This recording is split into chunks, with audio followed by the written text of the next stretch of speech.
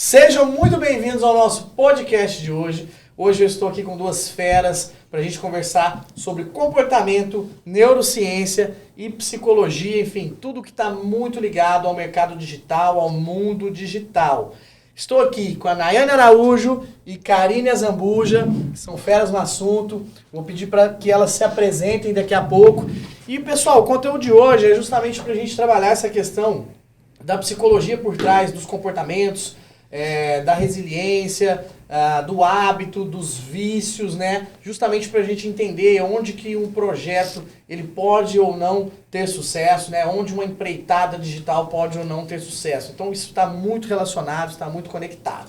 Então, meu nome é Karine Zambuja, eu sou especialista em marketing digital e vendas através das plataformas digitais há cerca de 8 anos. E eu sou apaixonada por neuromarketing, né? Que é a parte da neurociência aplicada ao comportamento do consumidor e que vai muito de encontro ao que a Nayane traz sobre neurociência pra gente. E também está muito ligada à parte de como essa evolução do comportamento humano através das plataformas tem trazido oportunidades, né? Relacionadas a negócios digitais, relacionadas a aplicativos, enfim, a tudo que está ali imerso no mundo do digital. Estou aqui com a Nayane Araújo, produtora de conteúdo com foco muito grande nessa parte de neurociência. Se apresenta um pouquinho pra gente, fala um pouquinho aí do que você anda trabalhando. Olá, meu nome é Nayane Araújo, eu sou estudante de psicologia, estou no 7º período e eu sou fascinada por estudar o comportamento humano pela perspectiva da neurociência e mais voltada para essa parte neurocientífica mesmo, né? Como ali que a fisiologia, a evolução da parte fisiológica do ser humano influencia e impacta no comportamento das pessoas. Sejam muito bem-vindos ao nosso podcast de hoje. Eu sou Rafael Melo, diretor técnico da Crosoften, e hoje nós vamos falar sobre comportamento, hábitos, psicologia, tudo isso voltado para o mercado digital, né? Então, toda a parte de neurociência, estou aqui com duas feras comigo hoje, Nayane Araújo, Karine Zambuja, e nós vamos bater um papo bem descontraído sobre toda essa questão psicológica que tem muito a ver com o mercado digital, com a inovação e com a tecnologia, tá bom? Karine, se apresenta um pouquinho aqui pra gente, fala um pouco do seu trabalho. Olá, pessoal, meu nome é Karine Zambuja, eu sou especialista em marketing digital e vendas. Trabalho nessa área de vender produtos através das plataformas digitais há aproximadamente 8 anos e sou fascinada pela parte de neuromarketing, né, que traz essa questão do comportamento do consumidor através de neurociência, enfim. E eu gosto muito da área, né, de entender como o consumidor age diante de ofertas de compra e é isso. Legal, legal. Obrigado, seja bem-vinda, Karine. Nayane, fala um pouquinho do que você anda estudando, do que você anda trabalhando. Olá, pessoal, meu nome é Nayane Araújo, eu sou estudante de psicologia e também professora já. Eu sou fascinada, apaixonada por estudar o comportamento humano através da perspectiva da neurociência e bem voltado para essa parte científica mesmo, da neurociência. Pegando a neuro, né, e tentando entender as partes ali, biológica e fisiológica, a evolução disso e o reflexo disso no comportamento das pessoas. Maravilha, maravilha. Bom, pessoal, vocês podem ver que é uma equipe de peso aqui pra gente conversar sobre esse assunto. E eu quis chamar essas duas feras aqui comigo hoje justamente por isso, pessoal. A psicologia, toda a parte psicológica, ela está totalmente relacionada ao nosso comportamento, a enfrentar desafios do digital, a levar a tua empresa para o digital, a enfrentar desafios de marketing, começar a vender online. Tudo isso são desafios e toda essa questão comportamental são importantes para que a gente consiga ter sucesso nesse tipo de projeto, né, pessoal? Então, vou lançar uma primeira pergunta aqui para a gente debater. Para a gente começar a conversar sobre a mente. Eu acho que um ponto bem legal vou jogar para você, Nayane, e Karine, fica à vontade para colaborar, essa questão do hábito e vício. Como é que é isso dentro da mente humana? Como é que isso funciona de forma no nosso pensamento, né? Vamos lá, antes de responder isso, você entrou num ponto muito interessante, que é o que é a mente. Legal. Quando a gente fala o que é a mente, eu vejo hoje que a gente tem muito miticismo em volta do que é a mente, porque dentro do nosso cérebro não tem um lugar específico para a mente. A mente, ela seria o quê? Toda a circuitaria neuronal que faz a gente reagir aos estímulos em que a gente está, do ambiente que a gente está. Ela não é uma parte do cérebro. Não tem uma área específica para ela. E aí é onde entra a questão de hábito e vício. Então, o que é um hábito? dentro do nosso cérebro, hábito e vício, eles são as mesmas coisas. Eu não consigo, né, separar isso ali. A questão é na parte ali da consequência disso. Então, um hábito, ele vai gerar um comportamento funcional na vida das pessoas. Já um vício, ele vai ter como consequência um comportamento disfuncional, que vai trazer prejuízos ali para a vida dele. Então, dentro desse contexto, né, de processamento neuronal, é a mesma coisa. As áreas que são ativadas dentro do cérebro são praticamente iguais. Praticamente a mesma coisa. Ele dentro da mente, que seria o quê? Circuitos neuronais. Né? Esses circuitos ali, principalmente envolvendo ali a parte que está ligada com o circuito de recompensa de um comportamento, né? Então, está dentro desse contexto. Legal. Então, talvez para não virar vício, você não deixe que vire um hábito, né? Às Às vezes a pessoa começa a fumar porque... aí vira um hábito negativo. Né? Exatamente. A pessoa começa a fumar porque em toda festa ela fuma. Toda vez que bebe álcool. Aí depois, não, todo dia que eu tô nervoso eu vou fumar. E depois começa a fumar. Aí vira um hábito negativo. Virou um hábito, acabou. Um hábito vicioso. Exatamente. Em si, falando dessa questão, é o condicionamento do comportamento. Porque o nosso cérebro está o tempo todo fazendo associação. Então, por exemplo, se eu estou nervosa e eu começo a fumar, né, aquilo ali vai abaixar por um determinado momento meus níveis de ansiedade e tudo, uma regulação emocional, né? Então, se eu sempre toda vez que eu estiver naquela mesma situação, eu vou ter aquele comportamento como resposta. E aí aquilo ali vai se automatizando, né? Por isso que a questão, o hábito, ele é a automatização de um comportamento. Então, aquilo ali vai se automatizando, só que vai gerar um prejuízo ali, principalmente a longo prazo. Então, se a gente estiver ansioso e resolver dar uma volta no parque, maravilha. Exatamente. E toda essa questão do hábito e do vício está relacionado a questões envolvendo desafios. Então, por exemplo, às vezes o empreendedor tem o desafio ali de levar a empresa dele para o digital, começar a vender online e tudo mais, se ele não criar esse hábito, né? De ir buscar conhecimento em cima disso, trabalhar em cima disso, com o consultor, com a empresa que ele escolher para trabalhar junto com ele, ele tem que ter o hábito de também acompanhar esse trabalho e aprender com isso. E aí a gente entra no segundo ponto, mas só concluindo ainda sobre essa questão, e a questão profissional também, né? Para os profissionais que trabalham na área digital, que trabalham assessorando esses empresários, eles também têm que ter hábitos e trabalhar isso de forma constante para que os resultados venham. Eu acredito que da mesma forma que o empreendedor precisou de persistência na hora de concretizar o negócio dele ali, de firmar as bases do negócio dele, ele precisa de persistência para trazer esse negócio para o digital. Não vai ser da noite para o dia, não vai ser de uma hora para outra, ainda mais porque dentro do digital exige processos, então a pessoa precisa disso, né? Ela precisa trazer a empresa para o digital, isso é fato.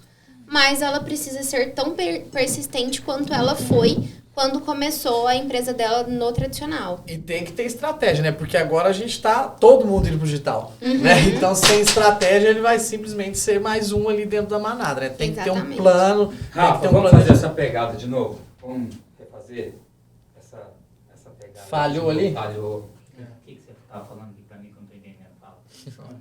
O que está acontecendo? Só começar de novo essa parte que você começou a fazer na última aí, por causa que a câmera ali estava com uma saída e falhou uma ficada aqui. Entendeu? Então vamos voltar nessa... Deixa eu até só nesse colocar final aqui. É isso. Deixa eu só também colocar uma luzinha aqui, vermelhinha aqui, que vai dar um Show. arzinho Dá um charme aí. melhor aqui. Isso. Então, que parte? Calma aí. Recomeça essa questão aí. De ir para o digital com estratégia. Isso. Começa tudo. Porque aí depois a gente faz lá, edita e corta. Tá. Não, começa tudo daquela parte que você falou. Isso. Da segunda pergunta. Isso, da segunda Isso. pergunta. Pronto. Agora eu já perdi. Start. O que eu falei da segunda pergunta? Vocês lembram? Da segunda pergunta, nada. Você Você estava tava concluindo o primeiro assunto. Falando de Eu concluí falando- constância. Fala desde aquele momento que você falou da psicologia e tal e retoma. Bora lá. Então, aí você começou a falar de constância. Isso. E aí você começou essa questão de hábito, que é através dessa constância que o empreendedor ele tem que ter. Então, você Então vamos finalizou desse entrar jeito. nessa questão do... Repete então o ponto que você falou. Eu Que acredito, tem que ter resiliência, Isso. Começa... eu acredito que da mesma forma que o empreendedor precisou de persistência para concretizar o negócio dele no mercado tradicional, ele precisa de persistência para trazer o negócio para o digital. Porque não vai ser de um dia para o outro que ele vai conseguir consolidar a marca dele dentro do digital. Não vai ser de uma hora para outra que ele vai conseguir passar por todos os processos que exige-se, né, para trazer essa marca para o digital. E são mercados, assim, completamente diferentes, são públicos diferentes, não adianta. É a forma, né? E tem que ter um planejamento estratégico também, porque agora estamos todos indo para o digital, né? Então, para se diferenciar, para se destacar, para competir, tem que ter um planejamento estratégico, né? Para fazer de forma específica, buscar o teu público-alvo e tudo mais, né? Então, acho que esse é um ponto. Essas duas partes que vocês entraram são duas chaves, assim, do comportamento e de estabelecer um hábito. Porque é o seguinte, hábito é aprendizado. É uma aprendizagem, um processo de aprendizagem no cérebro. Então, vocês falaram de constância e persistência. Legal. E aí tá muito relacionado com essa parte, porque constância, a gente aprende através da repetição. A excelência é uma repetição, Platão já falava sobre isso, Legal. Né? Então, você precisa repetir o quê? Insistir naquele aprendizado ali. E como é algo novo, né? Trazer uma empresa ali para essa área digital, é tudo novo, estratégias novas. Então, vai precisar dessa constância e dessa persistência, porque talvez o resultado ele não é imediato. Exatamente. Quase nunca é imediato. Exatamente, quase nunca. E o digital, ele tem muito esse desafio por ser uma forma nova de se atrair clientes, uma forma nova de se vender e uma forma nova de se negociar. Então, as empresas que estão migrando agora para o digital vão enfrentar desafios, vão fazer errado, né? E a gente entra no ponto que errar faz bem, né? Tem que errar rápido para acertar rápido. Essa é uma premissa do digital. E fala um pouquinho de como é que é essa questão do erro na área da neurociência. Então, é porque, na verdade, a gente meio que vivemos numa sociedade em que errar é errado. As pessoas têm muito medo de errar, por quê? Porque quando você erra ou você tem ali, faz todo um planejamento, utiliza uma estratégia, talvez aquela estratégia não funcione, a gente começa a lidar com vários tipos de sentimentos, né, emoções ali desagradáveis, igual frustração, e aí isso aí vai desencadear uma série de outras questões ligadas a crenças das pessoas. Então, a gente acha que errar é errado e não. Porque a gente só aprende através, errei aqui, deixa eu ver o que eu preciso aprender nessa questão e mudar a estratégia para aprender de novo. E faz parte do processo de ser humano errar. E aí, entra num grande ponto que se você pegar a história de toda essa galera de alta performance ou dessa galera que tem sucesso, empreendedores de sucesso, se você for ver a trajetória de vida deles, na verdade, é uma trajetória de fracasso. Eu vejo muito isso. Legal. Porque é um monte de tentativa ali, né? Eu costumo dizer, Rafa, o seguinte, que a nossa vida, assim, o comportamento, na verdade, ele é muito mais sobre probabilidade estatística do que sobre qualquer outra coisa. Por quê? A gente não vai ter garantia de nada. A gente vai tentar aumentar a probabilidade de se ter um resultado. Mas aquilo ali sempre vai existir, né? A porcentagem, por mais que você aumente muito a probabilidade do que está na sua mão, vão conter variáveis, que é o que a gente chama de contingências, que vai, talvez, né, impactar no seu resultado ali no final. Então, pega muito essa questão. E se der errado, se der errado, a estratégia não for a melhor, tá tudo bem. A gente vai aprender com aquilo ali e dar sequência, né? Então, acho que... eu acho que entra naquele ponto da neuroplasticidade que você estava falando, né? Uma criança, ela erra, ela cai, por exemplo, tentando andar, ela se frustra por 1 segundo e já levanta de novo. Exatamente. Então, fala um pouquinho dessa questão da neuroplasticidade pra gente. Então, seguinte, a neuroplasticidade é a capacidade do cérebro de se adaptar às situações. É através dessa questão de adaptação que garantiu a sobrevivência de nós enquanto espécie. Só que essa neuroplasticidade, ela é influenciada muito por questões de idade. Então, uma criança, por exemplo, ela aprende as coisas muito mais rápido do que um adulto por causa dessa funcionalidade ali do cérebro, né? É como se o cérebro, o mesmo neurônio, ele conseguisse criar mais conexões com os outros. Então, se ele consegue criar mais conexões, ele aumenta a eficiência, né? E aí, se eu aumento a eficiência, eu vou aumentar o quê? Meu aprendizado e todos os processos ali neuronais. Então, aí, um adulto, ele começa a perder neuroplasticidade. Ele começa ali, há 30 anos, a gente já começa a declinar. Não é de uma vez, claro. E aí tem muita questão de hábitos saudáveis, que é o estilo de vida, que impactam nesse processo. Que é o quê? Sono de qualidade, prática de atividade física e uma alimentação minimamente ali tranquila, né? Não é a pessoa, né, querer pesar a comida e nem nada do tipo. É comer de forma mais saudável possível. Então, assim, dentro desse contexto de lidar com essas adversidades, lidar com o novo, aprender a mexer aí em ferramentas novas, em processos novos, igual vocês estão dizendo, pode ser que essa questão impacte muito. Até por essa questão de funcionalidade mesmo, de como que o sistema, né, nervoso ele funciona dentro desse contexto.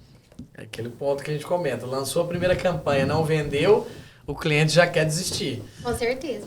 Trazendo para essa questão do empresarial, né, esses fracassos, na verdade, o ser humano em si, ele tem uma aversão muito grande à perda.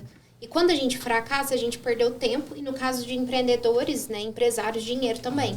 Então, nossa, peraí, por que eu vou persistir nesse erro se eu já perdi?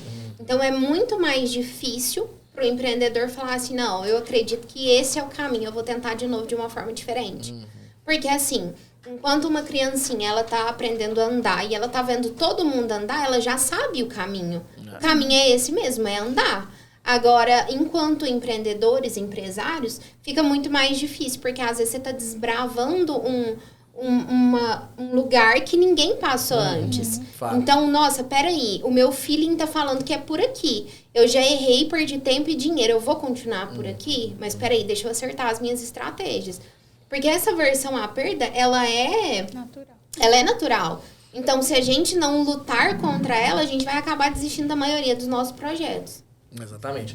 E eu acho que isso tudo aí a gente entra naquele ponto dos picos de resultado, né? Que com eles vem os picos de dopamina. Então a gente tem uma tendência ao longo da vida a ter um pico de resultado, por exemplo, um empresário conseguiu fazer grandes vendas, a empresa dele está estabelecida em um certo patamar, mas aí a gente tem a tendência a entrar num platô, né? E depois mais um pico, platô, e cada vez mais, quanto mais você cresce, maior vai ficando esse platô, né? E aí entra toda uma questão da aversão ao desafio, né? De não gostar e de ter dificuldade de enfrentar desafios, né? Porque a gente acaba querendo ou não, isso vai influenciando negativamente na mente, né?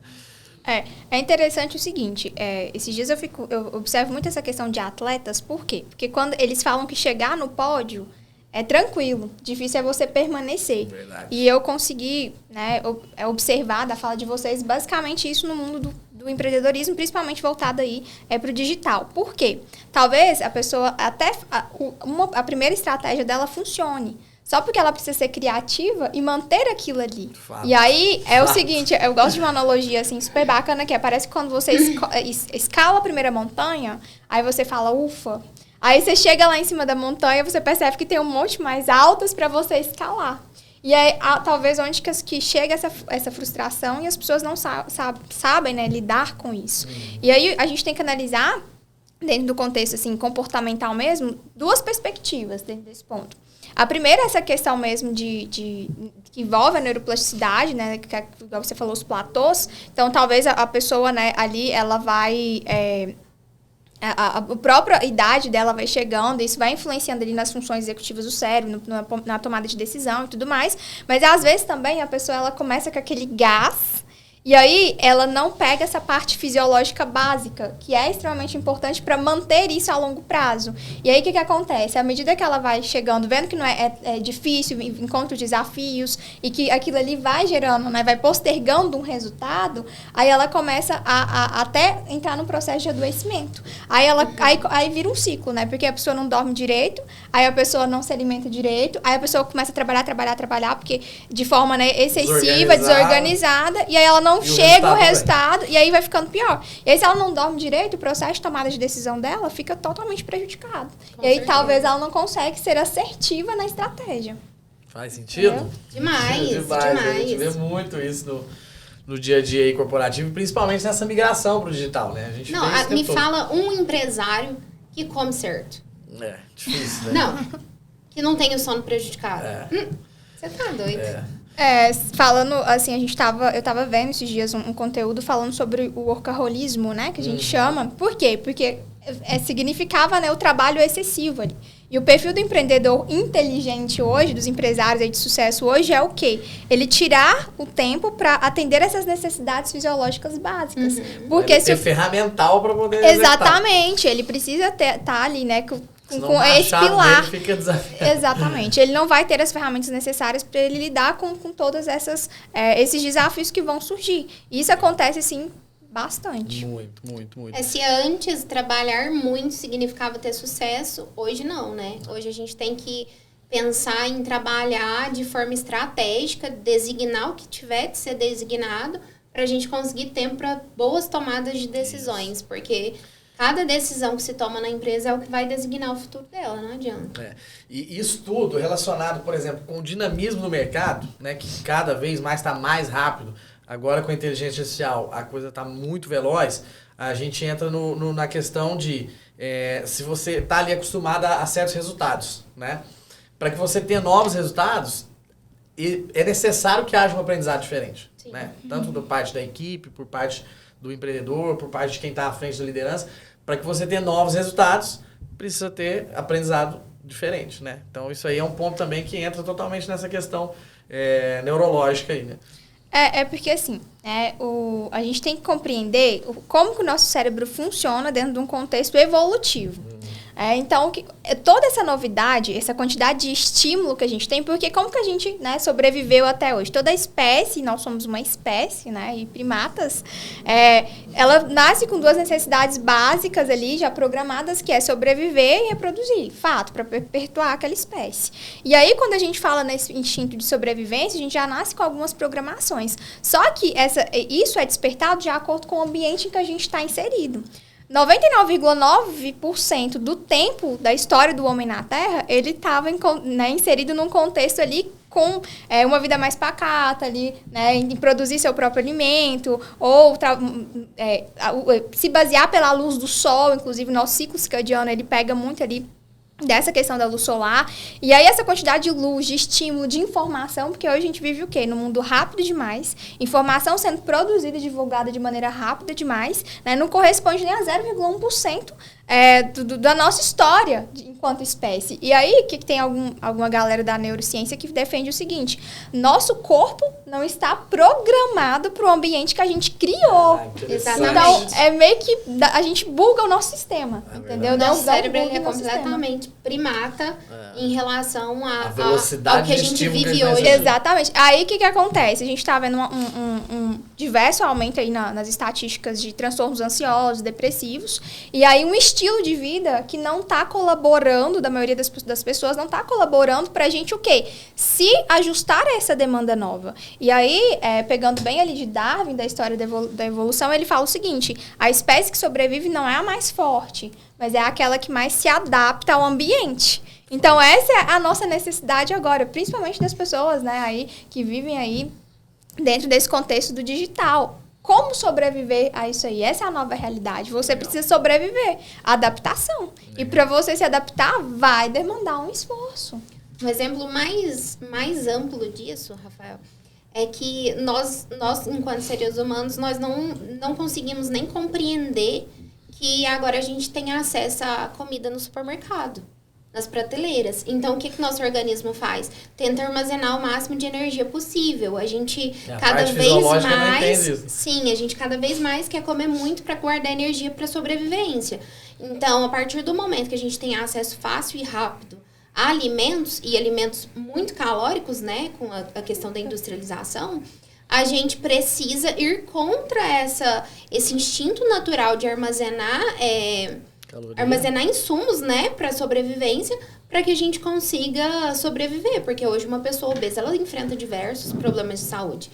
Então, trazendo essa questão, realmente não é o mais forte, é o que mais se adapta. Porque se você tem agora acesso a alimentos de forma indiscriminada, você precisa se adaptar a isso de forma a não se deixar levar por esse instinto natural e não destruir seu corpo, né, nesse sentido.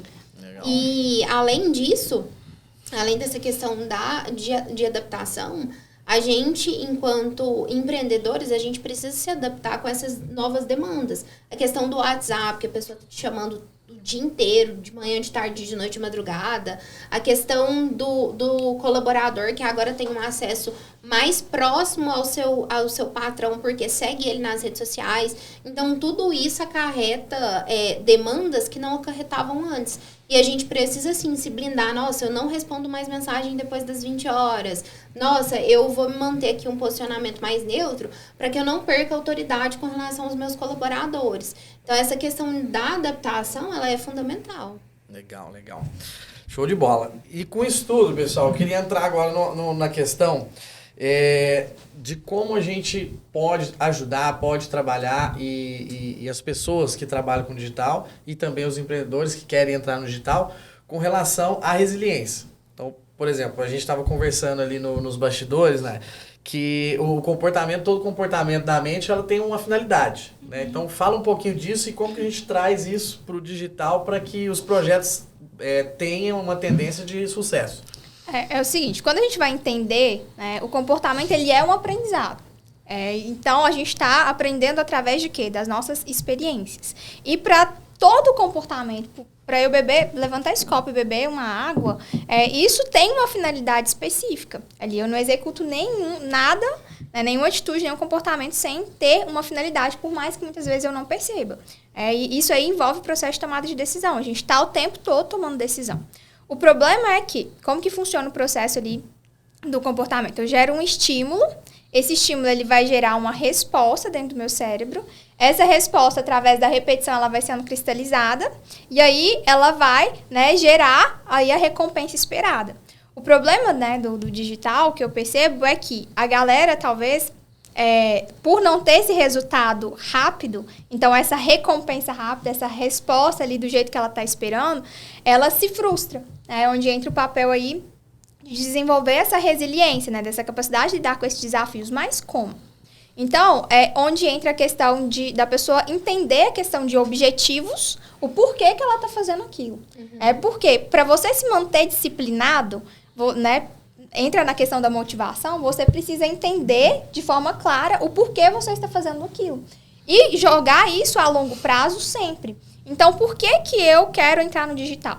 Quais são os benefícios, o que eu vou ganhar com isso? Não pode ser só seguir a manada, né? Só porque tá todo mundo indo. Tem que entender por que é importante para o negócio dele, né? Porque é indispensável para ele sobreviver a essa evolução, ele precisa estar no. E aí entra um ponto, Rafa, porque é o seguinte, o seu porquê pode ser diferente do meu, que pode ser diferente da Cá, entendeu? Porque a motivação, ela é muito assim, específica de cada pessoa, e motivação significa o quê? Motivo para ação. A pessoa ela só vai conseguir estar disciplinada dentro de um contexto para ela atingir um resultado a longo prazo se ela tiver clareza desse porquê.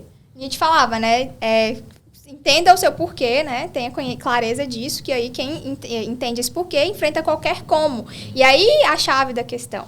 Então, eu percebo, às vezes, muita gente fala o seguinte, eu quero começar a produzir conteúdo dentro do meu contexto, assim. Mas por quê?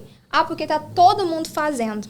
Isso não é um motivo que vai te dar sustentabilidade, né? Exatamente, que vai te dar o pilar para você continuar e enfrentar os desafios que vão vir. Maravilha. Entendeu? Outro ponto que a gente consegue trazer para essa questão da recompensa é pegar um objetivo final e reduzi-lo a mini metas. Então, assim, nossa, peraí, eu vou entrar no digital, né? Eu tenho o meu porquê. Eu vou entrar no digital porque eu preciso aumentar faturamento, por exemplo. Então, peraí, nesses primeiros 30 dias, eu quero 2 vendas. Então, deixa eu bater essa meta aqui primeiro. Ok, nesse semestre, eu quero aumentar meu faturamento em 3%. O imediatismo é algo que a gente Isso, aí já gera uma recompensa, né, a curto prazo. Nossa, peraí, eu atingi essa meta, então eu estou no caminho certo. Por exemplo, eu vou desenvolver um aplicativo, eu vou desenvolver um software, eu vou trazer a minha empresa para o digital. Os processos são, 30 processos. Peraí, então eu vou diminuir isso em pequenas metas e vou vencê-las uma por vez até eu atingir o meu objetivo final. Essa questão de diminuir o objetivo em metas melhora muito essa questão da recompensa, né? Porque, poxa, peraí, eu quero perder 10 quilos. Então, eu vou diminuir aqui em 10 metas de 1 quilo. Porque, nossa, peraí, a minha meta o meu objetivo é perder 10 quilos. Eu perdi só 1,5 kg. Nossa, que frustração. Então, a gente muda a resposta neural para algo que vai ser satisfatório num curto período. Justamente. E falando nessa questão de metas e de tudo mais, a gente entra na questão da responsabilização. Que a gente estava conversando, da autorresponsabilidade.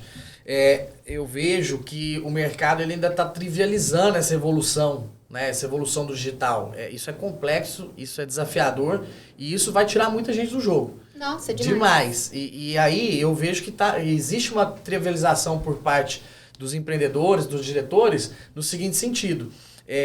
muitas das vezes, tanto no mercado do marketing digital, quanto da automação, desenvolvimento de projetos e aplicativos e tudo mais, a gente vê que há uma expectativa de contratação e pronto, meu problema está resolvido. Aí eu acho que há trivialidade no momento de que o diretor ou o empresário acha que isso é delegar. Isso não é delegar, né? Você consegue delegar tarefas planejadas com estratégia que você consiga orientar o seu time. Agora, uma migração para um processo digital, desenvolvimento de uma plataforma para a sua empresa, vender realmente online com estratégia de marketing digital, isso tudo é 50% responsabilidade da tua equipe que vai te trabalhar contigo, seja uma empresa, seja a tua equipe interna, e é 50% de responsabilidade sua. Porque você, como gestor, precisa entender o que está acontecendo, precisa entender os processos, precisa entender os desafios,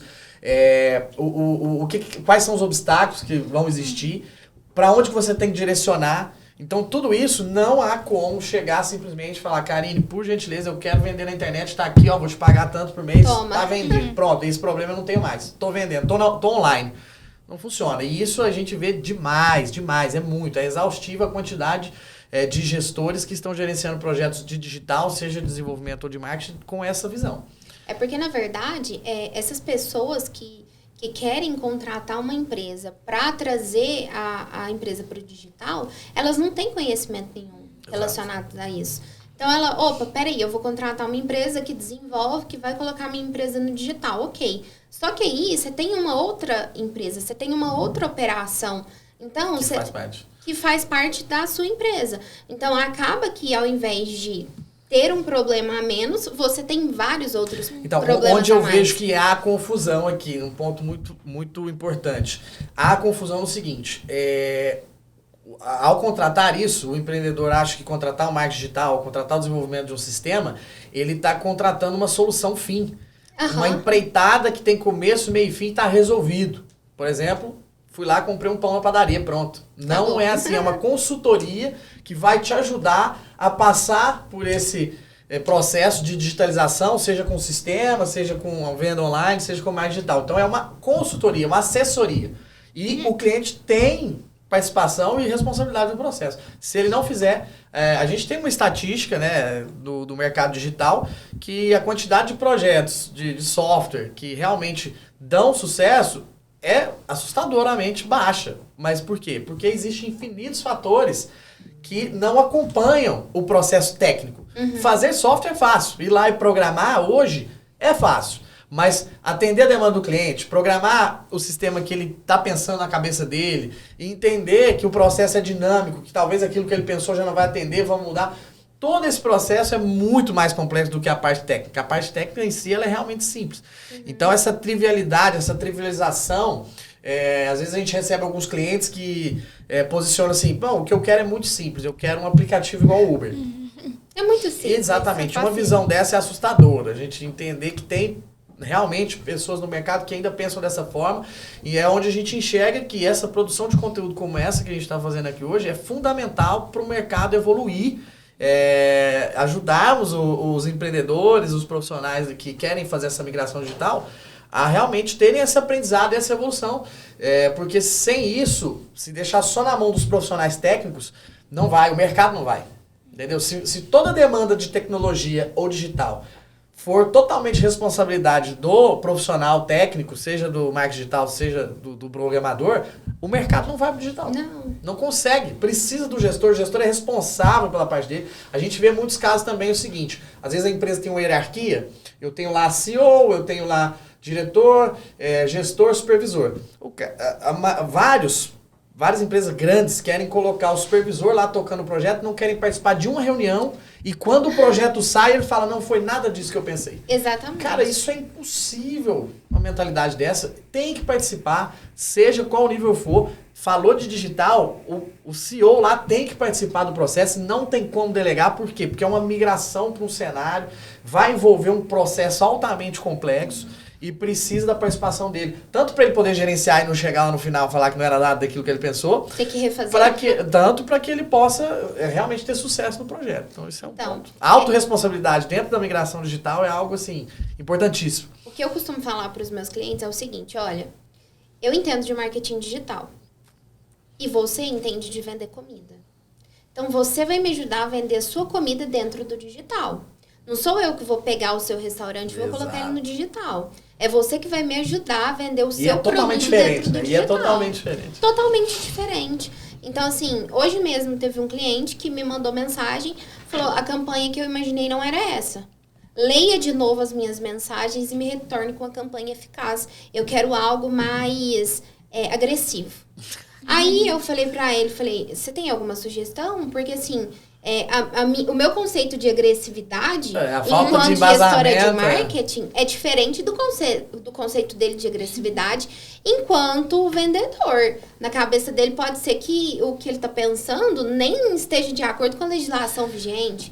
Enfim. O que eu vejo muito nesse ponto aí? A mentalidade de consumidor. Muitas das vezes o cliente começa a se colocar numa mentalidade de consumidor. Aí ele começa com esse tipo de argumento aí. Como se fosse assim, cara, eu sou um consumidor, comprei e se vira. Entendeu? E, cara, todo mundo que tiver esse tipo de atitude, todos vocês que tiverem esse tipo de atitude vão fracassar nesse mercado digital. Todos. E eu já Porque vejo... o time digital, ele vai te assessorar, vai te ajudar. Exatamente. Se você vir com essa postura, a responsabilidade é totalmente sua e faça algo mais agressivo, você já perdeu. Já perdeu. Até porque quem entende do negócio é o negócio em si, é o diretor, enfim, as pessoas que estão ali dentro do negócio. A gente entende de quê? Você de fazer aplicativo, software, enfim, desenvolver, assessorar. Eu entendo de marketing digital, vendas, enfim. E se você não trazer o parceiro técnico pro teu lado, cara, o que vai acontecer? Qual que é a demanda maior hoje? Eu tenho mais gente que sabe de marketing digital ou mais gente precisando de marketing digital? Exatamente. O cliente não entende que ele está sendo selecionado também. Então, a partir do momento que você teve esse tipo de postura, cara, isso aqui já é um cliente classe B. Já vai ficar meio escanteio. Vou atender ele. Essa é a realidade. Não, vou atender ele. Mas, cara, se ele quiser cancelar amanhã, não tô me importando, porque eu tenho uma porrada de cliente que precisa e que tá afim de fazer um negócio direito. Entendeu? Não tá afim de ficar aqui xaropando, falando assim, cara... Entrega, e a responsabilidade é só sua, eu não quero participar do processo, eu não quero aprender, eu não quero entender. Cara, a gente passa muito o seguinte cenário. O cliente a gente termina o aplicativo, desenvolve tudo mais, aí tem que entrar numa fase que a gente chama de beta teste, né? E o cliente tem uma única responsabilidade nesse momento, que é contratar um servidor ali e tal, né? Por que a gente não faz? Porque a empresa é dele, eu não posso fazer a empresa dele no meu nome. Então eu não posso criar uma conta lá no Google, na Apple, com o meu nome e pôr a empresa dele para rodar debaixo de uma responsabilidade jurídica minha. Sim. Então tem que ser ele. Qual que é a única responsabilidade dele? Ir lá, fazer um cadastro, colocar o cartão de crédito dele e os documentos dele. Cara, 95% dos nossos clientes não dão conta de fazer essa etapa. Gente, Aí como assim, que a pessoa vai liderar um time, né, seja para empresa ou seja para startup, como que a pessoa vai tocar o projeto, como que ela vai ser uma empreendedora nesse sentido. Depois que o projeto entra no ar, a gente ainda tem infinitos desafios. Né? E a hora que os usuários começarem a classificar lá o aplicativo, ninguém me responde, ninguém me atende, porque além disso tem que ter operação de atendimento. Sim. O cara não conseguiu instalar, aplicativo ruim, dá uma estrela. E quando ele entra nesse ponto? Porque aí o cara tem que ter carcaça para aguentar o mercado, porque o mercado é bruto. Então, assim, a gente vê muito isso. Eu te cortei aquela hora, o que você ia falar? Não, porque enquanto vocês conversavam, eu só enxergar a parte comportamental, né? Dentro Legal. do contexto. E aí eu vejo também a questão dessas falta de habilidades comportamentais que a gente tem. Então, por exemplo, quando você falou da questão da agressividade, o que é a agressividade em si? Para a pessoa, ela acha uma coisa na cabeça dela. Então, ela vem com o pedido, mas ela não consegue... Tem livro nenhum que fala esse conceito, né? isso. Ela não consegue te comunicar realmente o que ela te quer, o que ela tá esperando de você. E aí entra na questão de comunicação mesmo, da comunicação assertiva, e é um dos principais problemas, tanto em relacionamentos profissionais quanto relacionamentos afetivos.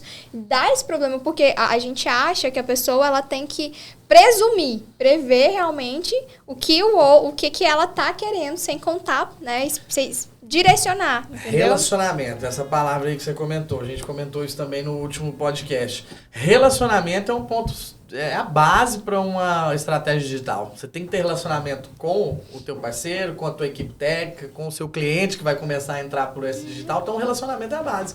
Se não tiver esse relacionamento positivo, a estratégia fica bem debilitada. E aí, entrando um pouquinho agora, a gente estava comentando, você estava comentando comigo, né, a questão das gerações agora que, do ponto de vista fisiológico, né? Como é que está essa questão do aprendizado, do bombardeio de estímulos, né? Como é que está isso nessas gerações mais novas que já nasceram realmente com o celular na mão, né? Hoje em dia a gente tem crianças de 6 meses que já tem celular, já tem o tablet ali. Exatamente. Não é fácil. Então, a gente tem o seguinte, né? Tá todo ligado ali com o sistema de recompensa do cérebro. Então, essa galera que fica exposta demais a esse tipo de estímulo... TikTok. Vai ficar ali com alguma... Vai interferir vai gerar algum dano dentro desse processo, né? E tá muito relacionado com a questão da dopamina, que a dopamina ela é um neurotransmissor ligado à busca pela recompensa, né? A busca pelo prazer. E aí, o que acontece? A gente até tem um nome de um comportamento que a gente chama de comportamentos hedônicos. Vocês já viram dizer? Eu não. Não. Já ouvi falar nesse termo, mas não sei o que significa. Não, significa o seguinte. O nosso cérebro ele já tem um custo energético muito alto.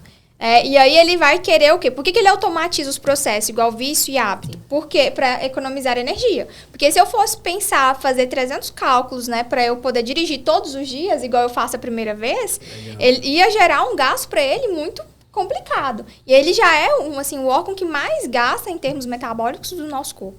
E aí o que acontece? Como ele já automatiza esse processo ali, a gente tem comportamentos que você precisa de um esforço muito grande para uma recompensa menor.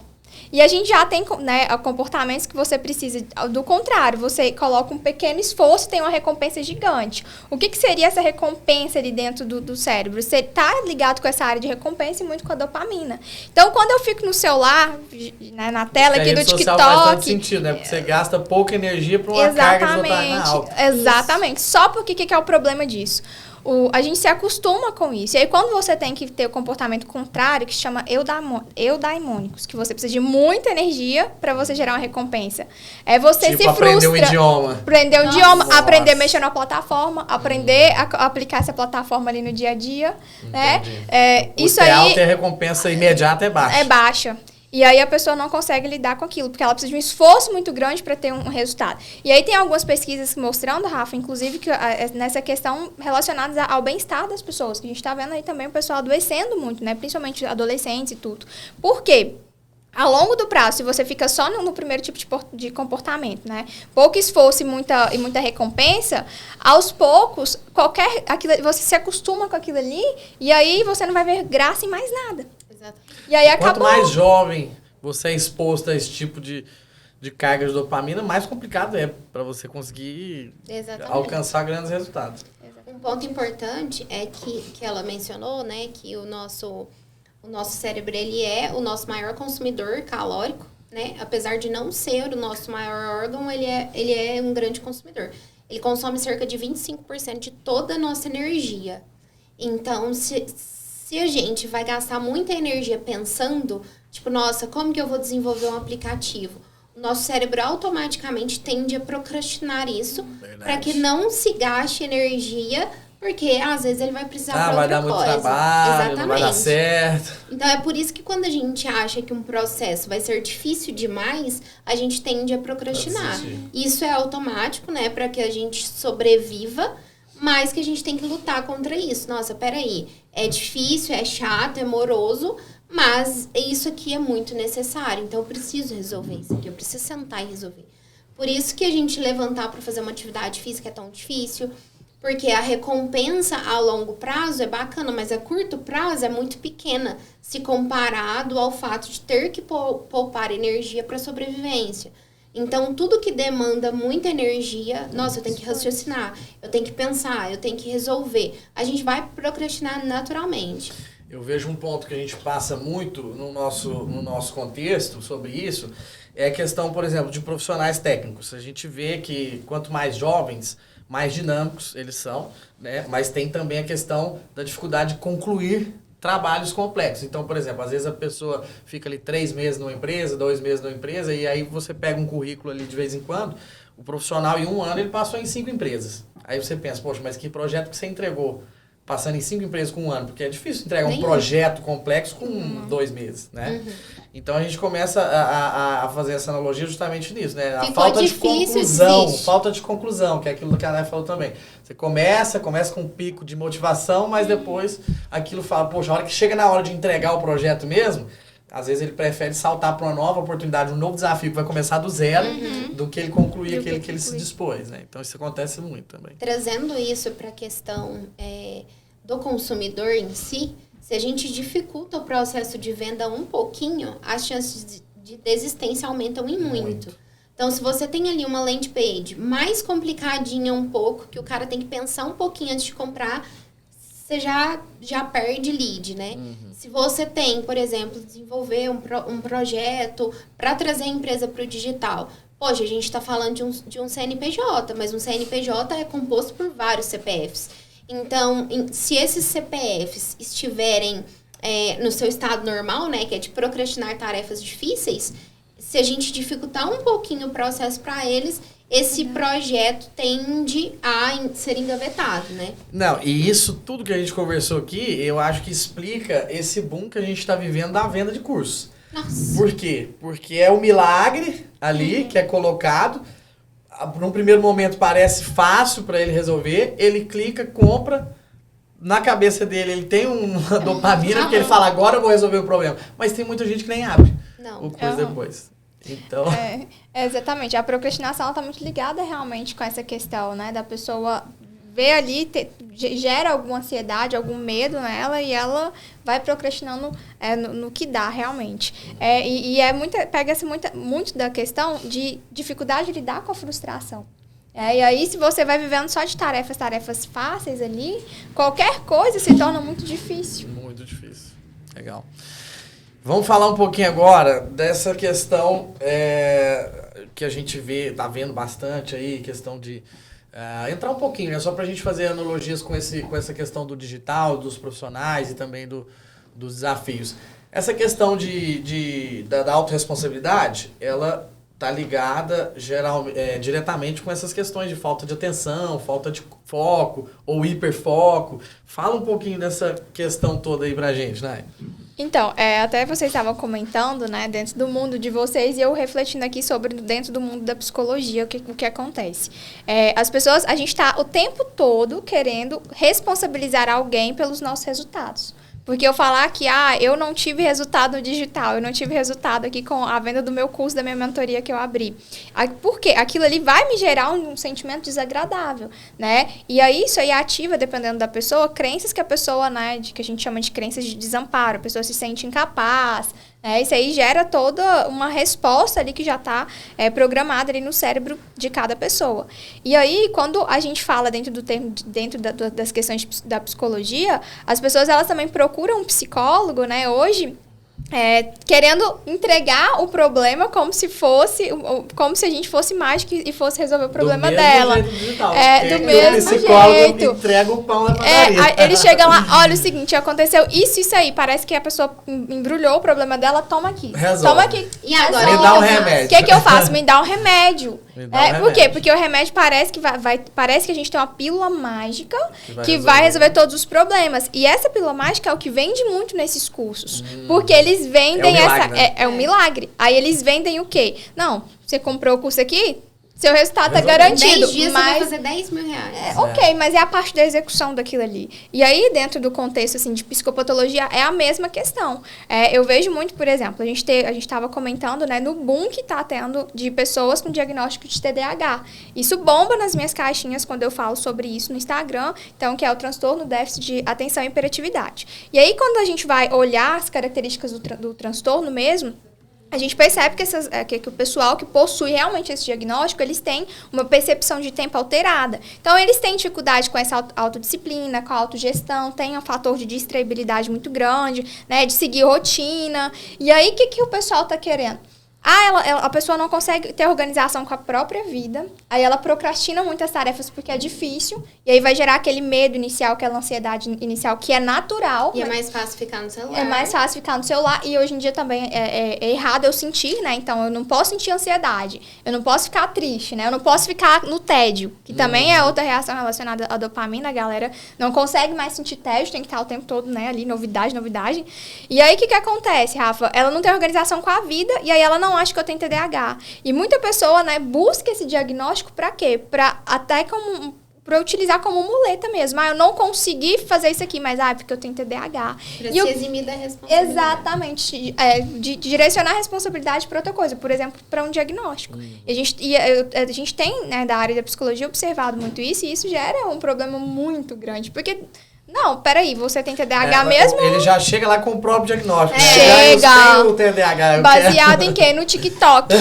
Ou pegando ali do relacionamento, chega muito as minhas caixinhas, né, do namorado ou namorada narcisista, porque é um diagnóstico psicológico, gente, é muito difícil de você fechar.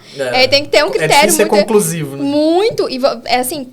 você precisa, né, de uma metodologia bem embasada ali. E aí a pessoa vai lá no Google, faz um checklist e fala, fulano, Rafa, você namorada é narcisista.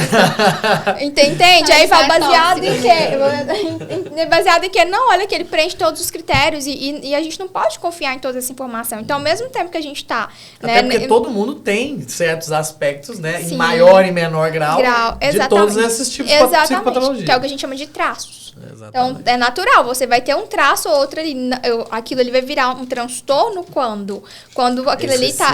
Quando é excessivo, que tá te prejudicando de forma... Na verdade, né? O nosso DSM, que é o manual que fala disso, que te causa um prejuízo significativo dentro da sua vida ali. Sua vida. E aí... Não é um traço. Exatamente. Aí a gente vê a galera hoje fica lá no TikTok até altas horas da madrugada. Aí não dorme direito. Se ela não dorme direito, ela prejudica esse processo de aprendizagem, ela prejudica a regulação emocional dela, porque o sono ele tem essa função. Fora a questão do descanso, fora a questão das funções executivas de raciocínio, de lidar com os problemas ali do dia a dia, de planejar e executar uma tarefa, da atenção, do foco atencional que eu preciso para realizar uma tarefa. Então isso tudo fica prejudicado, ela não dorme. Aí ela não tem horário para comer, não tem horário para nada, mas ela quer ter, né, um resultado ali rápido. Como? Ela tá exigindo algo, né, do corpo dela, do cérebro dela, sem oferecer o substrato que ele precisa. Você já viu uma criança que não dorme? O tanto que ela fica insuportável? Fica impossível. Mas o ser humano acha que vai dormir mal e os adultos acham que vão dormir mal e tá tudo certo. Não, peraí, eu vou aguentar. E aí chega no final do dia, tá dando patada até nas paredes. E não, mas é porque eu sou ansiosa, é porque eu sou estressada, não é porque você não tá dormindo, né? Começa a atribuir, responsabilizar as psicopatologias. Exatamente. A responsabilidade é sempre do outro. Uma questão bem importante é que é o nosso sistema digestivo, né, que produz a maioria das nossas substâncias de bem-estar. Então, se você não come direito, você não vai ser uma pessoa feliz, digamos assim. Só que aí a pessoa come arroz, bife e batata frita e tá depressiva porque o serviço dela é pesado. E tá depressiva porque rompeu num relacionamento. Não, você é depressivo porque você não pratica uma atividade física, não dorme bem, não come bem. Então, assim, é difícil a pessoa olhar um diagnóstico na internet e se intitular, mas é muito fácil delegar essa responsabilidade para um diagnóstico. É muito mais fácil. Nossa, não sou eu que não como direito. É porque eu tenho uma doença que é a depressão. E aí a pessoa nem sabe direito o que é a depressão. Porque hoje em dia, tô triste, terminei um relacionamento. Né? Claro, vocês sabem também que o relacionamento ele funciona como um hábito, né? Você se habitua à pessoa ali. Então, você vai nos contextos, né? Que é o ambiente que você tava com aquela pessoa antes, você vai lembrar dela e aquilo ali vai te gerar uma tristeza, uma saudade. E aí, eu não sei lidar com isso. Exatamente, eu não sei lidar com isso, porque esse sentimento eu não sei lidar. Eu quero só viver a vida de né? De recompensa. Exatamente. Só de recompensa. Exatamente. E não existe isso, né? Na verdade, para você ter uma recompensa, você precisa ali do sacrifício. E aí, as pessoas não sabem lidar com esse sacrifício hoje. E você falando da questão ali do sistema digestivo, né? Tem um livro que fala 10% humano. Você já ouviu falar? Ele mostra o seguinte, tem uma correlação, né, entre a gente chamando o eixo cérebro-intestino, porque a nossa microbiota intestinal, ela tá muito ligada com o adoecimento psicológico, né, de adoecimento ali de psicopatologias mesmo. Então, tem uma área ali que estuda especificamente isso, que é o quê? Através, né, da comida, o tipo de alimentação que a gente ingere. Não sei se vocês viram, né, um dado que saiu essa semana aí, em um jornal falando sobre a quantidade de pessoas, né, jovens, obesas, que vão ter até 2030. E aí, assim, é um número exorbitante, porque é uma doença crônica ligada ao estilo de vida. venda, ou seja, totalmente o quê? Que a gente consegue evitar, totalmente evitável. E aí não, o pessoal às vezes romantiza a doença que você tem que se aceitar mesmo. Mas vamos cuidar? E aí a parte de cuidar é mais difícil, é mais trabalhoso. E aí é complicado dessa questão. E aí a gente tem essas doenças que pegam muito de diagnóstico psicológico mesmo, de transtornos também. Algumas questões que a gente traz para a parte de neuromarketing, Rafael, é o seguinte: você não oferece água para um cliente antes de fechar um negócio, por exemplo, água gelada, porque o organismo dele vai tentar autorregular a temperatura, vai entrar num estado de alerta porque ele precisa sobreviver, e aí tudo que você falar para ele pode soar como negativo. Peraí, nossa, será que eu devo confiar nele? Meu sistema de alerta tá ligado, eu preciso me regular aqui, inconscientemente isso acontece. Então, você não vai oferecer água gelada antes de fechar um negócio. Mas café quente eu consigo oferecer? Consegue, porque o café vai despertar sem ligar o estado de alerta. E o fato de o café ser quente vai trazer uma sensação de aconchego, de ternura. Porque o nosso organismo, ele liga essa questão do calor, né? Calor humano, enfim. A questão do olfato também, né? Sim, então, essa questão do que você consome está muito ligado ao sentimento que você sente, é completamente real. Então, se você sabe desses mecanismos, você consegue melhorar a experiência do cliente. Se você não sabe, você pode destruir ali uma venda só por conta de um fato bobo. Nossa, que peraí, tá ligado o ar-condicionado tá muito frio. Né? O ar-condicionado tá muito frio. A pessoa não vai prestar atenção no que você tá falando e vai só ficar pensando em, nossa, como tá frio aqui e tal, sabe? E trazendo isso para a questão dos softwares, de tudo, né? A gente precisa ensinar os nossos empresários, os nossos empreendedores, porque quem não sabe mandar. Então, às vezes, você recebe uma demanda, você está ali cuidando da demanda e essa demanda gera XYZ de estratégias, de tempo, enfim, processos, e a pessoa te faz uma cobrança totalmente inútil. Porque ela não entende, burra, né? Ela não entende o processo. Então, assim, se ela não entende o processo, muito provavelmente ela vai chegar até você com algo ridículo que vai te fazer perder tempo, vai fazer com que ela perca tempo, ao invés de ela tentar entender como funciona o projeto, tentar te ajudar a desenvolver esse projeto em prol da empresa que é dela, né? Justamente. Não é nossa. E justamente, a gente vê muito isso, é o que a gente chama de cobrança burra, né? Um conceito que a gente tem na área de software, principalmente, que é realmente aquele cliente, aquele gestor que está gerenciando um projeto e ele faz uma cobrança que realmente não tem o menor fundamento técnico, né? Zero. E justamente por não entender, por não compreender, e aí quanto menos ele entende e mais o tempo do projeto passa, mais desafios são colocados, menos ele confia, e quanto menos ele confia, mais ele te cobra. Mais ele cobra, e cobra de forma totalmente desestruturada. Então, assim, aí gera um segundo ponto. Já que você não entende, você tem que confiar no time, né, que você contratou, e se você... e tem que aprender, até para você continuar mantendo essa confiança, né? Porque a quebra da confiança, em 90% dos casos, ela acontece porque o cliente se vê completamente perdido. Aí ele já não sabe mais se tá indo bem, se não tá indo bem, se tá feito, se não tá feito, aí ele fica perdido. A hora que ele fica totalmente perdido, ele quebra a confiança. Aí, só que isso é no meio do projeto, né? No fim do projeto. Então aí gera mais trabalho que não era necessário. Ele entra no estado de alerta e gera mais trabalho, que ao invés de a gente focar em energia para terminar o trabalho, aí foca em outras questões, em validar, em avaliar e tudo mais, e aí já é tarde. Um ponto legal é que a propaganda, que não parece propaganda, ela converte muito mais em vendas. Então, assim, o cliente ele não sabe dessa informação. Então, o que ele quer? O comercial lá, aparecendo um comercial de TV, lindão, para postar no Instagram, e assim, com alta resolução, com edição. Aí você vai postar, vai ter a menor quantidade de visualização possível. Zero engajamento. Porque você postou uma propaganda ali. Vai ficar bonito para você, que é proprietário da empresa. Agora, para reverter isso em venda, em visibilidade, aquele institucional, né? Aquela propaganda institucional. Exatamente. Ela não vende nada, zero. Não vende, ainda mais dentro de uma rede social. Aí a pessoa não entende, ela fala, nossa, peraí, o trabalho que você tá fazendo não tá tão bom, porque ele tá muito humanizado na cabeça do empreendedor. Eu quero um vídeo mais assim, com tchan. Aí você vai colocar, não vai dar resultado, porque não é isso que as pessoas querem ver dentro de uma plataforma digital. Exatamente. Então, se a pessoa não sabe... E o tempo de conversão também é outro, né? Não quer dizer que Com ele vai certeza. ver a propaganda e comprar naquele minuto. Não, Sim. comprei. Pô, Sim. não.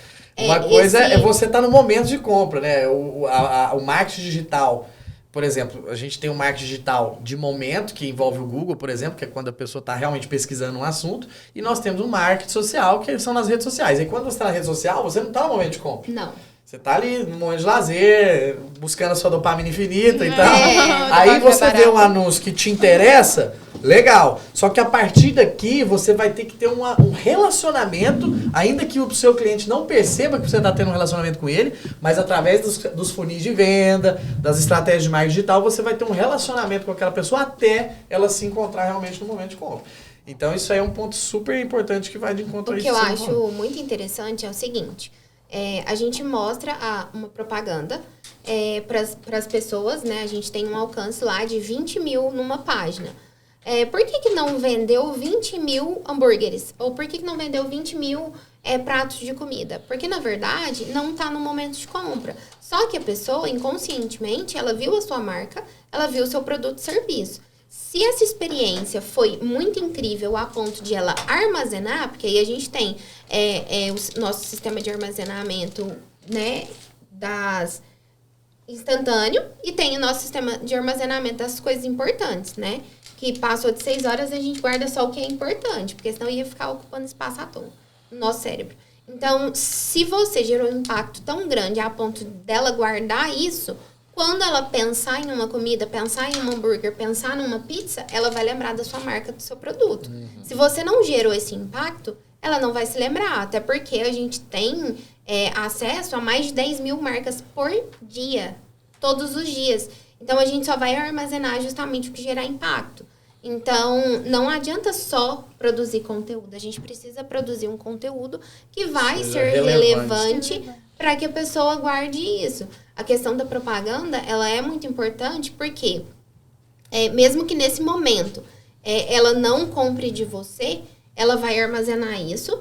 Se for através da repetição, ok. Mas se for através do impacto, tá ok também. Então, tá, eu vou mostrar essa campanha para X pessoas 2 vezes por semana. Em um mês, ela vai lembrar da sua marca como sendo uma criadora de software ou uma agência de marketing ou uma profissional na área de psicologia. E aí, quando ela precisar, ela vai lembrar de você. E o mais visto sempre supera o melhor, né? Com Não tem certeza, como. com certeza. Sempre o mais visto supera o melhor. É interessante, gente, que assim, dentro do contexto da neuro, a formação de um hábito, ela também pode ser, né, através da repetição, mas ela também tem fatores neuroquímicos. Então, por exemplo, esses fatores são gerados pela parte emocional. Então, se você gera ali uma resposta emocional do cliente através da experiência dele, tem grande chance dele armazenar aquilo ali realmente. Então, o foco dessa experiência realmente faz todo sentido. Exatamente. Legal, legal. Bom, pessoal, super papo aqui sobre neurociência, marketing digital e mercado digital. Muito obrigado, viu, pessoal? Obrigado, Karine. Obrigado, Nayane. Acho que foi um papo super incrível. A gente tem que marcar um próximo podcast sobre esse assunto de novo. E a gente vai ficando por aqui. Pessoal, assistam o próximo podcast que da semana que vem. E todas as dúvidas que vocês tiverem sobre esse assunto, se quiserem contactar com a Karine, com a Nayane, comigo, os contatos estarão disponíveis aqui. Muito obrigado por assistir. Um grande abraço. Até a próxima.